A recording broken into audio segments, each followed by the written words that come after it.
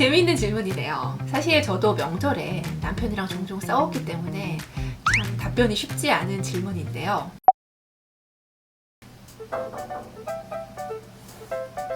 안녕하세요, 변호사님. 여쭤볼 게 있는데 시간 괜찮으실까요?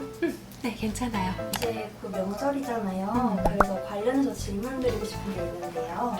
저는 그 명절이 되면 이혼 전문 변호사님들 사건이 늘어난다고들 하잖아요. 정말 그런가요? 이제 곧 구정인데 어떠세요? 솔직히 말씀드려 볼까요? 이혼 전문 변호사로서 한 10년 넘게 일을 하다 보면 이제 명절을 수십 번 거쳤겠죠.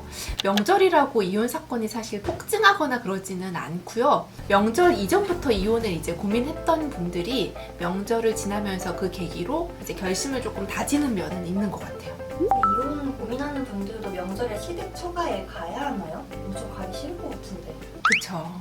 갖기 싫겠지.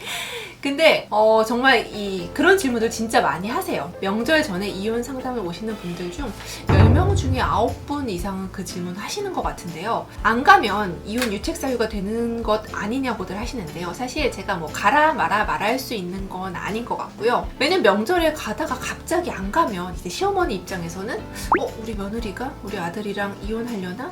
우리 아들이랑 안 살려나? 이런 의심을 가지실 수는 있겠죠. 그런데 명절에 한 번 안 갔다고 해서 엄청난 유책 사유가 되지는 않으니까 너무 가기 싫으시면 몸이 안 좋다고 하고 안 가시는 것도 방법이지 않을까 싶습니다.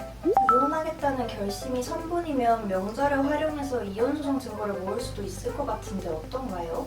명절에 엄청난 일이 일어나진 않겠지만요. 시부모님, 장인 장모가 폭언이나 폭행 등 부당한 대우를 하는 경우 예컨대 아들은 엄청 감싸면서 며느리한테는 막 구박하고 막말하고 하시는 경우에 녹음이나 녹화 같은 것들을 해두시면 그것이 나중에 유효한 증거가 될 수는 있을 것 같습니다.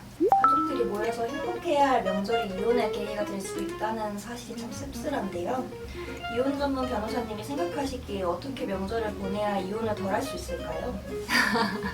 재미있는 질문이네요. 사실 저도 명절에 남편이랑 종종 싸웠기 때문에 참 답변이 쉽지 않은 질문인데요. 이혼 전문 변호사로서 그리고 며느리이자 아내 역할을 하면서 고민해본 문제인데 우선 시부모님, 장인, 장모님 입장에서는 며느리나 사위가 본인 집에 오면 많이 불편할 것이라는 생각을 해주시면 좋을 것 같고요. 참 불편하고 힘든데 우리 집에 와줘서 고맙고 최선을 다해주고 있다는 생각을 깔고 이제 며느리나 사위를 보면 훨씬 따뜻하고 분위기 좋은 명절이 되지 않을까라는 생각이 들고 또 반대로 며느리 사위 입장에서는 부모님 세대에서는 훨씬 불편하고 힘든 명절도 기꺼이 잘 지내오셨는데 우리는 덜 힘들게 하려고 애써주시는구나 라는 감사한 마음을 갖는 게 참 중요할 것 같아요.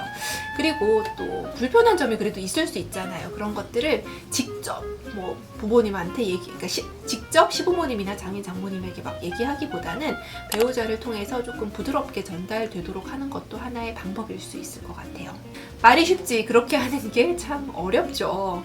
그래도 저의 매출이 떨어지더라도 명절에 싸워서 이혼하는 분들은 좀 줄어들었으면 하는 것이 저의 진심의 바람입니다. 네, 변호사님, 우리나라의 명절 문화와 이혼에 대해서 생각해볼 수 있는 시간이었네요. 새해 복 많이 받으시고 2023년에도 궁금한 거 많이 여쭤보러 올게요. 네, 그러세요. 새해 복 많이 받으세요.